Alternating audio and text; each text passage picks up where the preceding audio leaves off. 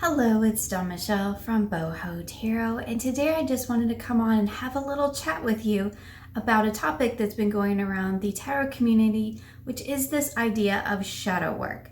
So there have been a couple of videos going around, several of which I've watched, and it's been this whole topic of conversation, this idea of what is shadow work and how do we define it in our community? So there's been some really interesting discussions that have happened around really the idea of like language, right? What do words mean? What do terms mean? What do labels mean?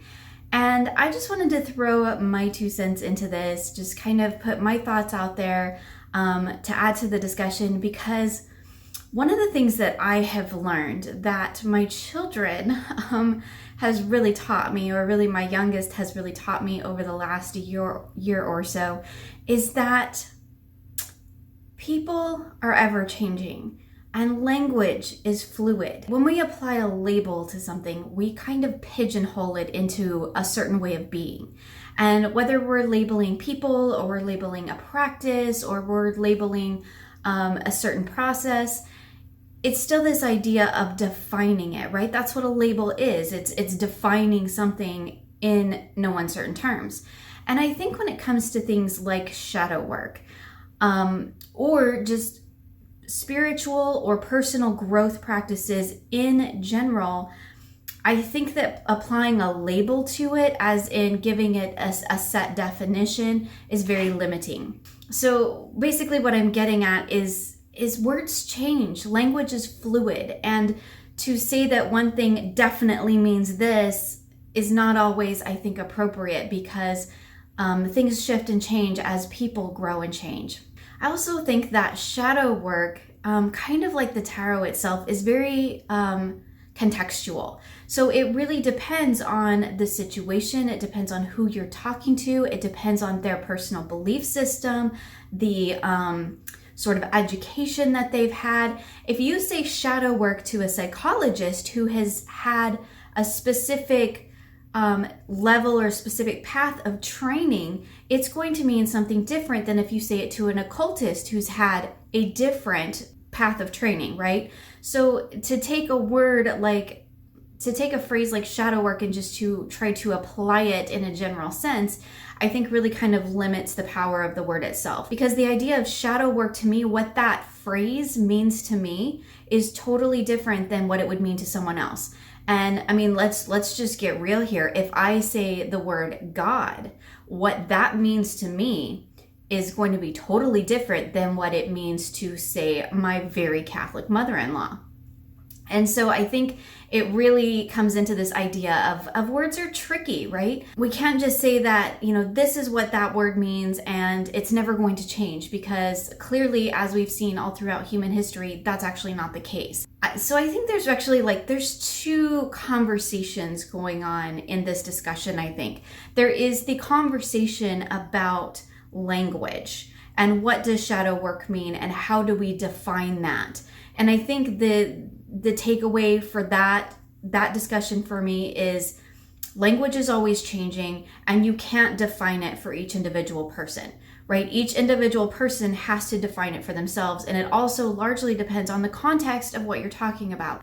If we're talking about shadow work in terms of Jungian psychology, then of course that definitely has a different context than if we're talking about shadow work in terms of esoteric practices, right? Those are 2 different things. I think really what it comes down to is that there's that one conversation about shadow work in terms of what does it mean, what is its definition?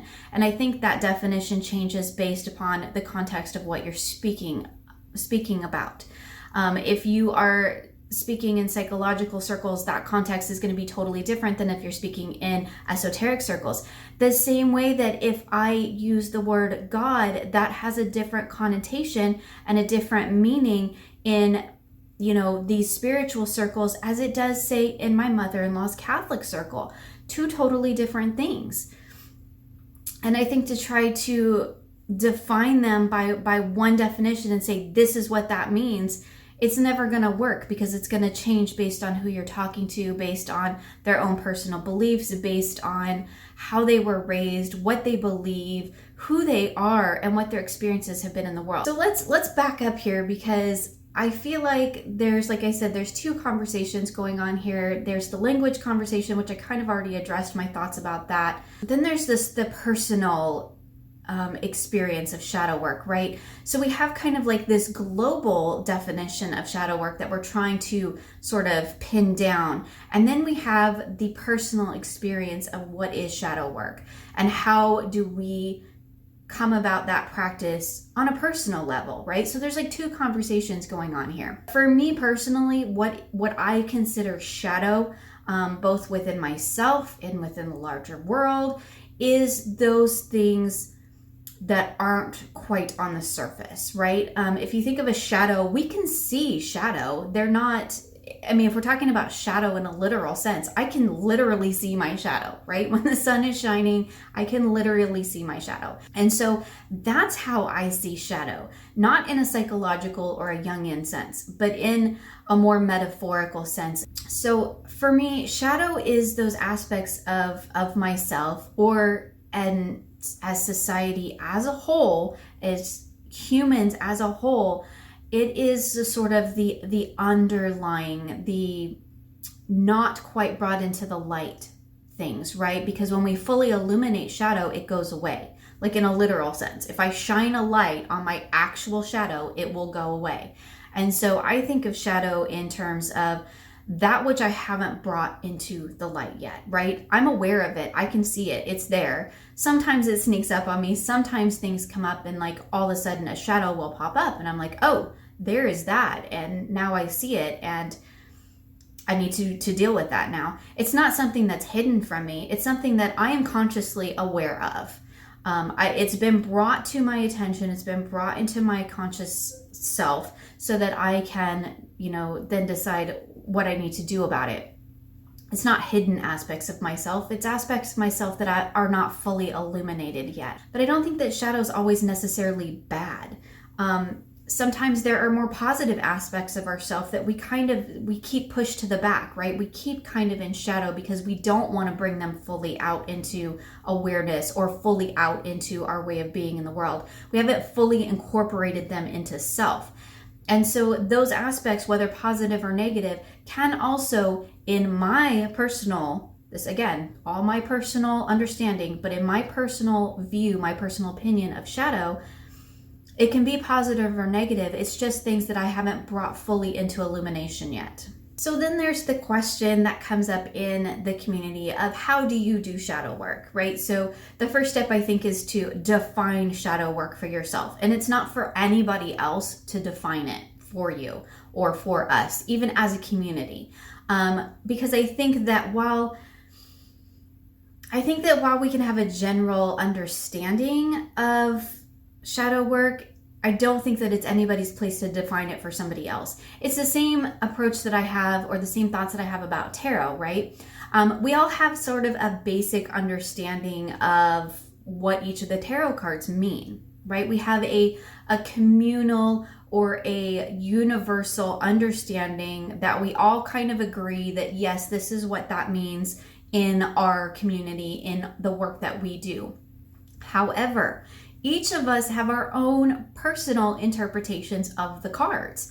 And so what is, say, the Three of Swords to me and what that card means to me can vary drastically between what it means to somebody else. So for me, when it comes down to how I do shadow work, first of all, I don't need my cards to do it. But what my cards allow me to do, it's a tool that kind of allows my mind to open to other ideas, to be a bit more receptive to different thoughts or feelings or issues that may be bubbling up for me. So given my own personal interpretation or understanding of shadow work and what that means to me and how I apply it in my own practice, I don't actually ever set out to do shadow work.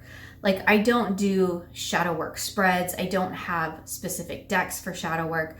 For me, shadow work happens in the moment. When I'm doing a reading, I just in my personal practice, I never set out to do a shadow work reading.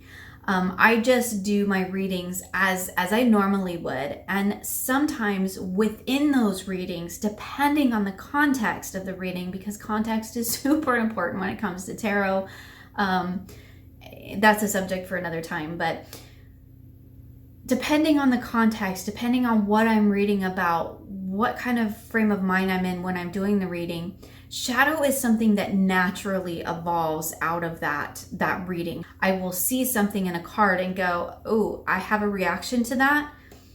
And that's something that maybe I haven't acknowledged about myself or about my situation. And again, like I said, it's not always necessarily a bad thing. Sometimes it's just things that haven't been illuminated yet. But oftentimes it is things that, like, I need to work on.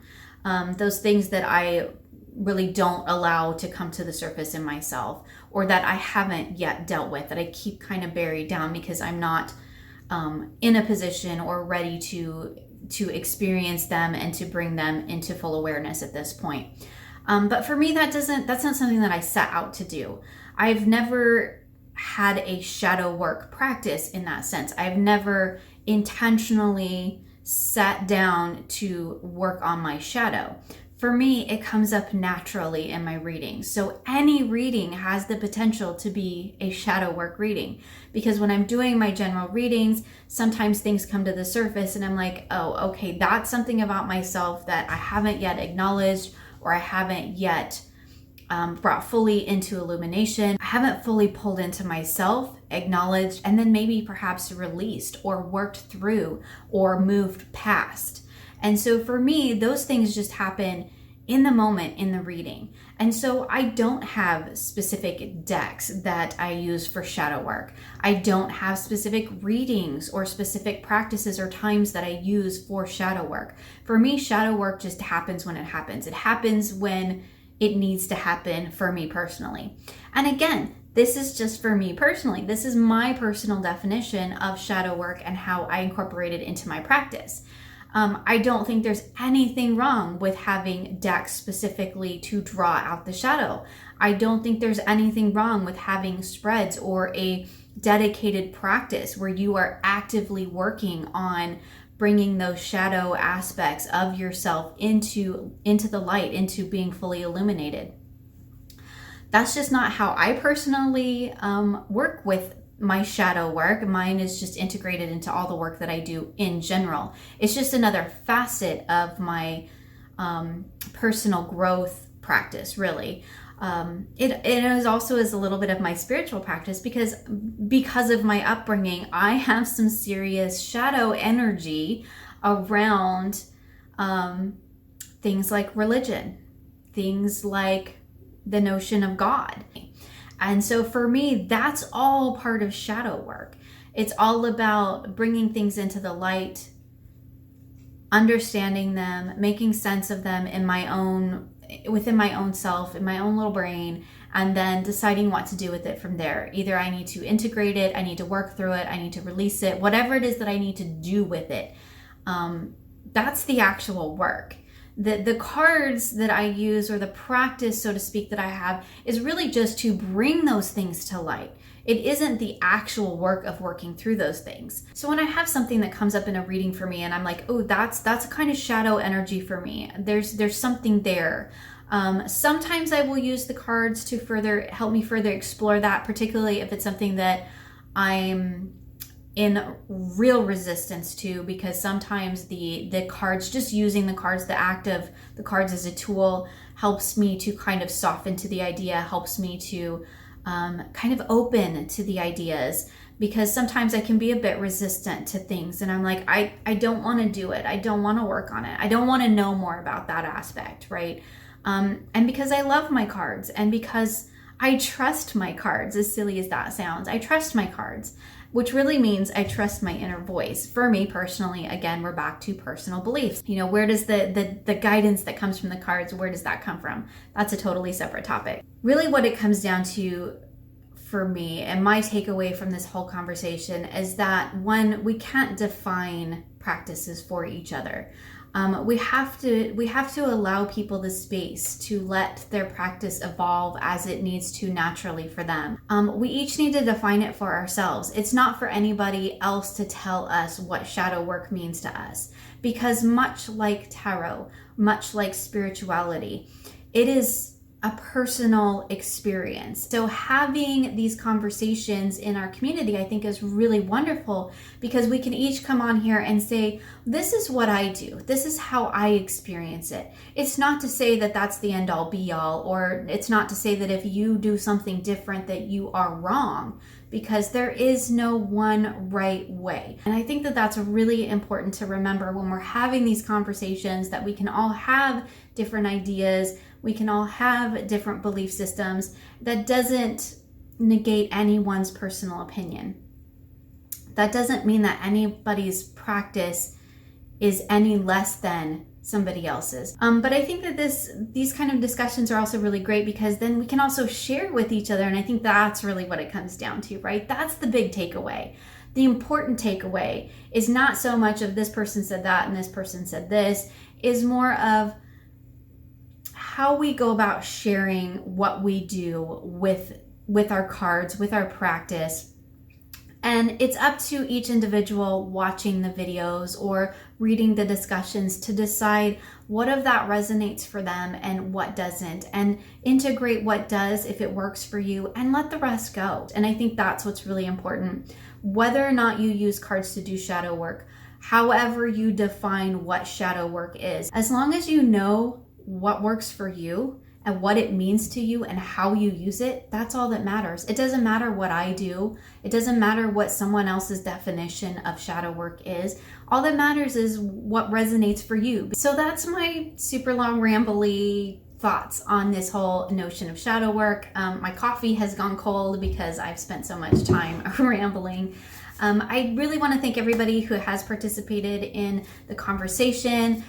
Please feel free to leave comments below. Let's be respectful of each other. Let's be respectful of each other's thoughts, opinions, beliefs, and practices, because it is not for any one of us to say what is right or wrong for someone else. I think it's great that we can share and we can explore different aspects and different techniques and practices and ideas by coming together as a community and talking about these things. But I think it's important to remember that ultimately what it comes down to is whatever your definition is of shadow work, that's what's right for you. And that's all that really matters.